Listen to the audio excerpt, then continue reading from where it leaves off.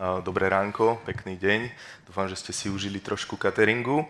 A verím, že spoločne dospejeme počas diskusie k záveru, že kybernetická bezpečnosť v súčasnosti už nie je bloker biznisu, ale práve naopak, že v súčasnosti kybernetická bezpečnosť, správne nastavená kybernetická bezpečnosť pre firmu znamená konkurenčnú výhodu. A k tomuto mi dopomôžu dnešní hostia.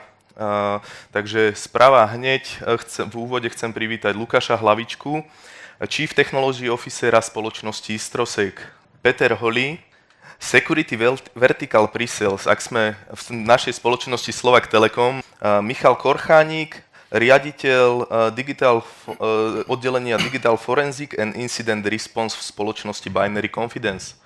Dobrý deň. Na záver náš host Pavol Augustínič, a senior product owner v spoločnosti Slovak Telekom. Pálko, prosím ťa. Ďakujem za pozvanie, príjemné dobré ráno. Páni, tak poďme na to.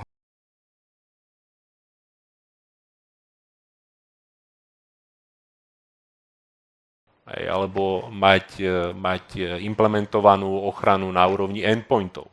Pokiaľ tá bezpečnostná stratégia bude absentovať v tej firme, tak finančné riziko je niečo, s čím sa dá vysporiadať, relatívne, pokiaľ tá firma má tie zdroje. Lukáš, chceš doplniť? Nech sa páči. Áno, a hlavne, keď už máte tie technologické opatrenia, musia byť správne manažované. To znamená, to je to, čo sme sa bavili na začiatku, mať dôveryhodného partnera, napríklad Slovak Telekom, ktorý v podstate systematicky spravuje, ktorí majú odborníkov, ktorí spravujú tieto technológie. Pretože veľa organizácií si nakúpi technológie a odčeknú si ten pomyselný compliance box voči zákonu. Áno, mám teda súladný box, to znamená, že spĺňam požiadavky zákona, že áno, mám firewall, áno, mám antivírus, áno, mám EDR-ko, áno, mám ochranu cloudu, áno, mám x ďalších vecí, ale v konečnom dôsledku tie technológie sú spravované, alebo možno sú aj nastavené perfektne, ale tá organizácia nemá kapacity na to, aby to spravovalo. A potom príde informácia, že tak, ako sme sa bavili pred začiatkom zadovokonosti s kolegom, že prišla mi SMS-ka, prišla mi správa, ku ktorej som sa dostal 3 mesiace potom, že niekedy v decembri ten antivírus zachytil ransomware. No, máte obrovské šťastie. To znamená, že ak vám to nikto nedohľaduje, ak sa vám o to nikto nestará, tak tie technológie sú zbytočné. A teda, aby som sa vrátil k odpovedi na tej otázky, čo je jedna z takých veľkých chýb, ak tie technológie, ktoré aj máte, že buď ich nemáte vôbec, alebo ak ich aj máte a nie sú rozumným spôsobom nastavované, spravované a dohľadované. Ak máte interné kapacity, v poriadku, ale ak ich nemáte, tak si nájdete partnera. Ja by som sa vrátil ešte k Pálovej odpovedi, kde spomenul DNS, alebo k Lukášovej, kde sa spomenulo awareness a vlastne vzdelávanie tých zamestnancov. Vo všeobecnosti, keď sa bavíme o tom, že čo je pre mňa to najpodstatnejšie, je naozaj a najmenšia investícia prvotná je do tých zamestnancov, ktorí vám môžu slúžiť ako taký prirodzený firewall, ktorí môžu byť podozrievaví. Čiže čím viac informácií ten zákazník alebo ten zamestnanec interný má o týchto hrozbách, čím je pravidelnejšie a viac tým dávaný do kontextu, do súvisu a prípadne školený a potom samozrejme aj testovaný, cieľene testovaný, či teda aj dával pozor, tak potom vám vlastne tvorí taký pomyselný ešte lepší firewall, lebo podozrivé správy, podozrivé chovanie sa svojho počítača už nenecháva, že asi mi tam IT niečo zase tlačí, preto to mám spomalené, ale informuje vlastne tých správcov tej siete, že niečo sa mi deje s počítačom, vie sa na to pozrieť a vlastne riešiť taký ďalší pomyselný bod v rámci tej security. Čiže to DNS je tá ochrana pre tých, ktorí nedávali pozor na tých školeniach a dajme tomu klikli na ten odkaz, ktorým prišiel v maili, tak tá DNS ochrana, ktorú spomínal Pavol, dokáže v podstate v súvislosti to, ako je pokročilá alebo ako je kvalitná, dokáže buď len hlúpo zablokovať tú požiadavku na zobrazenie stránky, alebo vám dokáže napísať aj dôvod, prečo je blokovaná. Hej. Také štandardy bývajú nastavené na nejaké hambaté stránky, na nejaké gamblingy, čiže vlastne hracie stránky, kde môžu vsádzať tí ľudia, kde by nemali zamestnanci asi chodiť počas, pokiaľ teda nepracujú pre nejakú stavkovku, hej. Tam by to celkom nedávalo zmysel blokovať to, tieto stránky. Ale proste viete zastaviť také tie základné typy útokov presne tým nastavením tej brány, hej, lebo DNS je vlastne adresa, kam smeruje ten užívateľ od toho počítača. Čiže je to v podstate, si to predstavte ako poštovú adresu vášho bydliska. Čiže sú určite lokality, kde by som v Košiciach nešiel, hej, a viem to, lebo som vzdelaný a presne takéto niečo je to napojené na tie databázy tých veľkých výrobcov, ktoré neustále preverujú, či tá stránka je v poriadku, či odtiaľ nebol vedený nejaký útok a na toto slúži tá samotná DNS ochrana. Hej. Čiže tak povediac vám zablokuje, ako raz som sa tam chcel ísť pozrieť na tú adresu v tých Košiciach a taxikár mi povedal, že v žiadnom prípade. Hej? Čiže to bol ten DNS blokátor, ktorý mi povedal, že tam nejdem, lebo proste neprejdeme tade. Hej?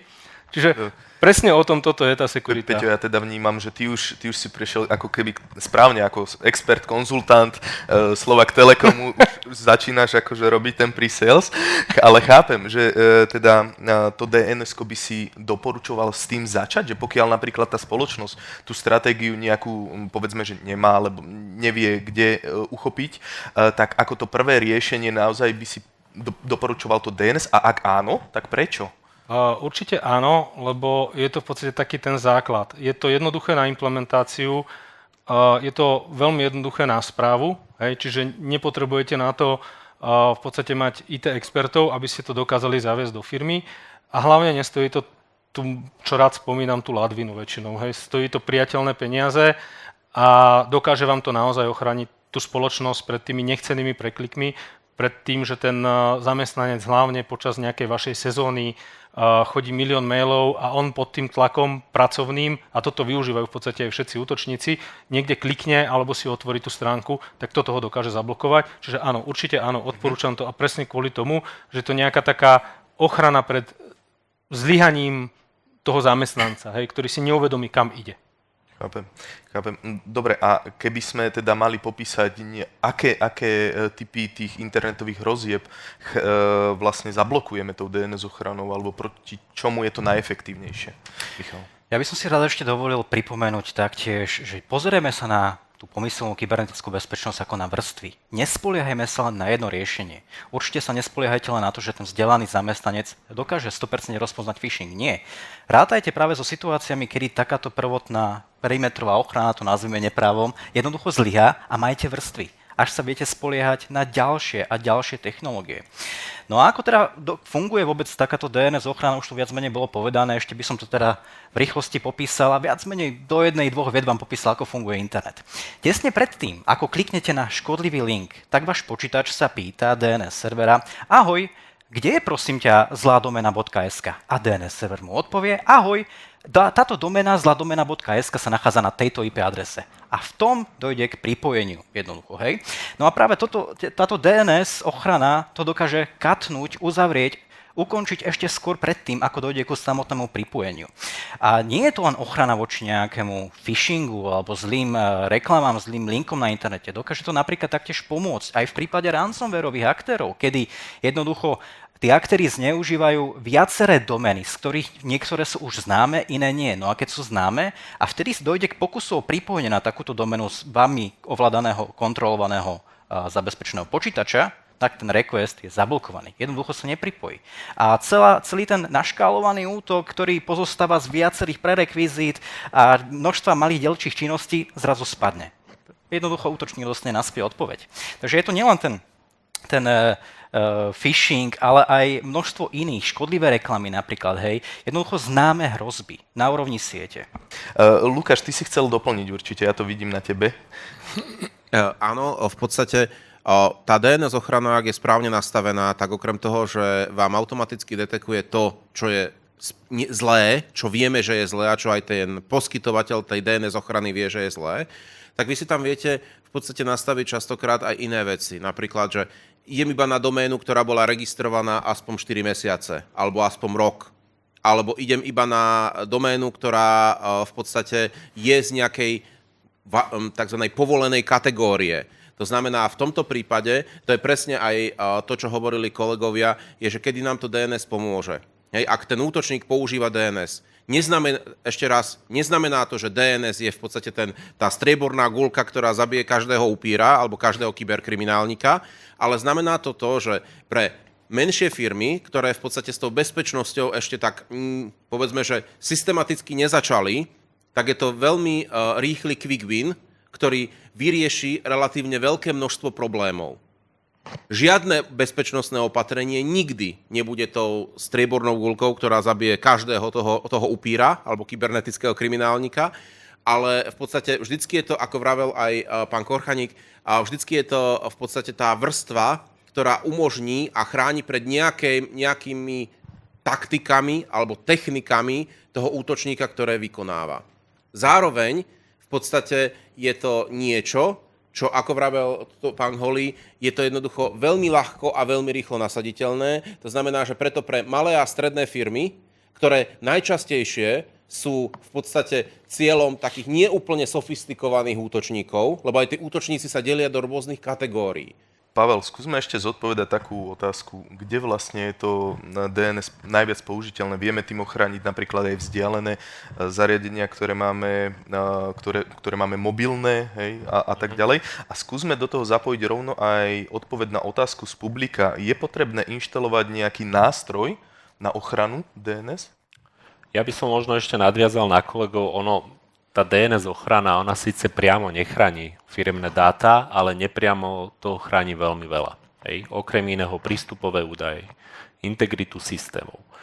Pokiaľ sa bavíme o tom, či vlastne chráni aj užívateľov, ktorí sú ako keby pripojení na vzdelanú, určite áno.